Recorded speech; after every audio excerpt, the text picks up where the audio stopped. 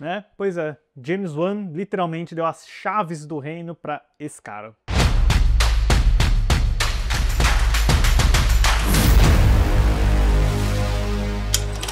Olá, fãs da sétima arte, meu nome é Lucas Nascimento e esse é o Lucas Filmes, e chegamos finalmente aí ao último vídeo da nossa retrospectiva do universo Invocação do Mal, antes da estreia de Invocação do Mal 4, o último ritual, que é literalmente na próxima semana. Já tô aguardando aí o convite de cabine de imprensa, mas hoje a gente vai falar sobre o filme que antecede esse novo lançamento, que é Invocação do Mal 3, A Ordem do Demônio, filme de 2021, dirigido pelo Michael Chaves. Mas antes eu vou pedir para você curtir esse vídeo, se inscrever no canal e ativar o sininho para não perder notificação dos próximos vídeos. Um dos meus grandes medos meio que se concretizou com esse terceiro Invocação do Mal, pessoal, porque à medida em que a franquia Invocação do Mal ia ficando maior, mais popular e sempre consistente, tanto no sentido de investimento quanto de retorno e até de aceitação dos fãs, com exceção da Freira, sendo bem sincero, e o primeiro Annabelle, a maioria desses filmes foram todos bem recebidos, especialmente entre fãs de terror, se bem que tem até fãs do primeiro A Freira, eu vi aí no vídeo que eu fiz sobre o filme, e nessa medida o James Wan também se tornava mais requisitado. Ele já estava no universo DC com o muito bem sucedido filme do Aquaman de 2018, estava preparando o Maligno de 2021, que é incrível. Eu sinto que eu vou ter que falar sobre Maligno muito em breve aqui.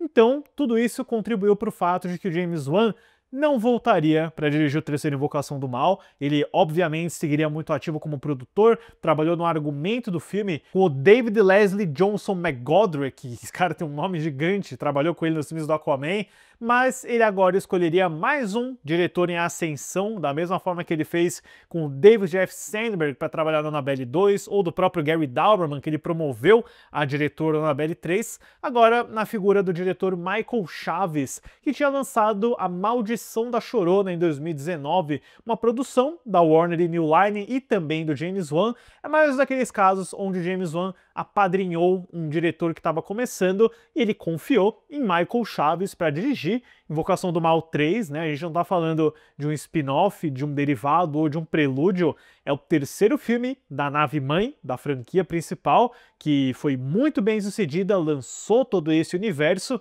Então isso deixou todo mundo um pouco apreensivo, eu inclusive, né? Eu lembro que na época, quando o filme começou suas filmagens, em 2019, foi um período até que curto, mesmo orçamento aí na casa de 35 milhões de dólares anteriores, eu tava torcendo muito para esse filme ser bom, eu tava torcendo para que mantivesse o nível dos anteriores. Eu assisti A Maldição da Chorona em 2019, não é um filme muito bom, para ser sincero, mas ele tem lá momentos interessantes de terror, de encontrar uma visão que poderia ser orientada para esse tipo de universo. E o Invocação do Mal 3, né, ele seria lançado em 2020, sofreu um adiamento, obviamente, por conta da pandemia da Covid-19, acabou saindo, né, naquele lançamento híbrido HBO Max e cinemas, teve refilmagens para depois que a pandemia deu uma relaxada lá em 2020, né, eles tiveram que mudar algumas coisas do final, o que, né, sempre mostra para mim que existe algum tipo... Quer dizer, na verdade eu ia falar que assim, refilmagem é sinal de problema, mas a gente pode esquecer que A Freira foi uma refilmagem, talvez a melhor refilmagem, né, dos últimos anos aí. E o resultado, né, que chegou na HBO Max, eu lembro que eu assisti em casa esse filme, tá? Ele chegou a sair do cinema, mas como a gente tinha aquela possibilidade de assistir tudo, né?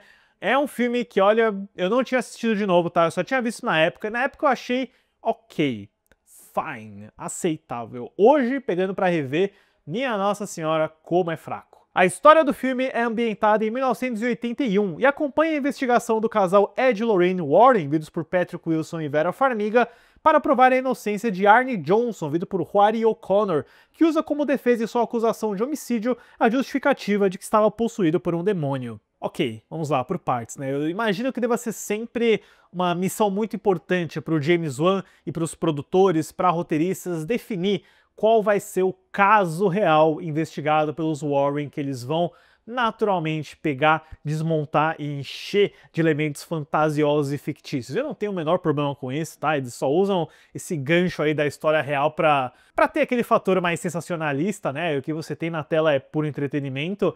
Esse daqui eu acho muito legal porque ele tá fugindo um pouco dos elementos dos dois primeiros, né? Daquela coisa da casa mal assombrada, da família gigante.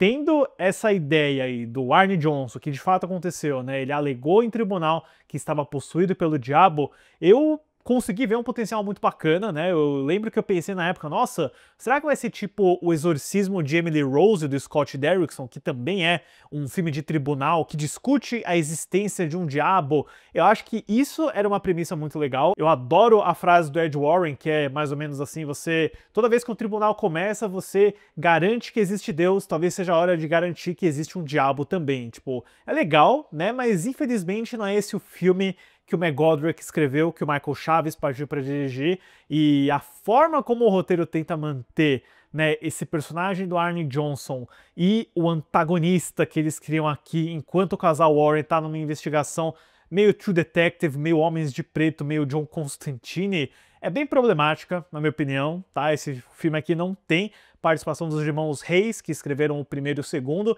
nem do Gary Dauberman, o que é estranho pra mim, né? Se bem que eu acho que o Dauberman nessa época tava trabalhando no Hora de Salem, que ele dirigiria pra HBO Max também. Então o McGoldrick ficou sozinho com esse roteiro, além do argumento do James Wan, claro.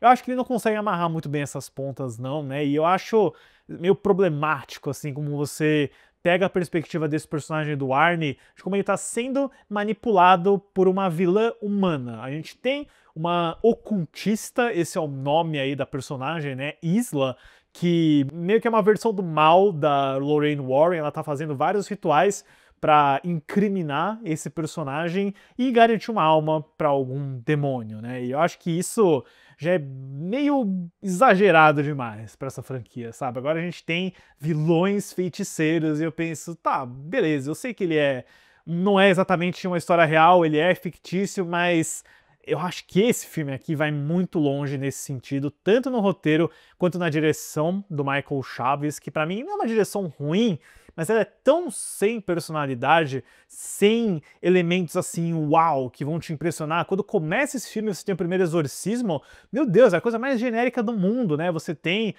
ator se contorcendo igual um pretzel, eu nunca acho isso impactante, ainda mais quando eles usam aquele excesso de CGI para mostrar, né, não só o contorcionismo, mas as garras vão aparecendo nas paredes, o vento, o exagero. Eu sinto que o Michael Chaves, né, e esse é só o primeiro carro desse filme, porque a gente vai ter outras sequências de projeção astral, de ambientes se transformando, de zumbis, né? Existe uma parte do filme onde a ocultista literalmente faz um cadáver andar pra atacar a Lorraine. É meio exagerado, né? Mas eu sinto que, assim, o Michael Chaves, ele transforma tudo isso em algo meio de ação, assim, uma ação sobrenatural que é muito genérico, sabe? Eu acho que nenhuma das cenas desse filme te dá medo, te dá susto, porque é tudo muito rápido, né? A própria cena em que o Arne Johnson mata o funcionário que trabalha com eles lá e que garante a acusação de assassinato, é feita de uma forma tão estranha, né? Quase como se ele não quisesse se comprometer também, né? Meio que querendo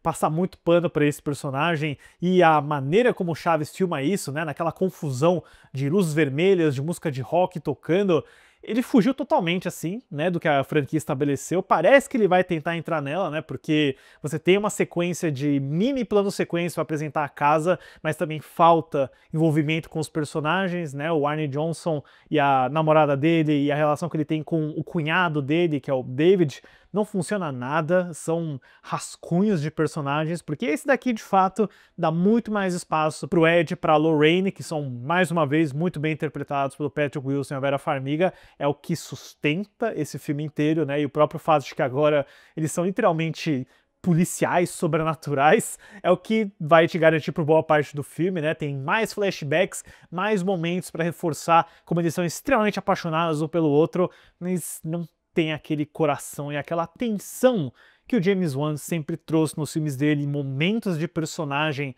que deveriam ser significativos e acabam não sendo, né? E eu sinto também, né, que o Michael Chaves mirou num espaço genérico quando ele deveria ter olhado para um outro filme que também tá brincando com uma espécie de ação sobrenatural, mas sem nunca esquecer do terror, que é o Dr. Sono, do Mike Flanagan, que é um filme que eu gosto bastante, eu considero ele um filme dark dos X-Men. Ele também brinca com esses elementos de, né, você se conectar com os mortos, de você entrar em outros planos astrais, só que ele faz sempre isso com estranheza e um lado meio dark, que te deixa assustado também. No Invocação do Mal 3 é bem desleixado, na minha opinião, o excesso de CGI. Eu nem consigo acreditar que esse filme também é fotografado pelo Michael Burgess, o mesmo fotógrafo do Annabelle 3, entregou esse filme aqui, né, que até consegue aproveitar bem algumas sequências de luz, algumas tomadas de floresta quando a gente não tá falando de um penhasco CGI horroroso, mas de resto eu acho ele bem esquecível, pessoal. Eu tinha até uma lembrança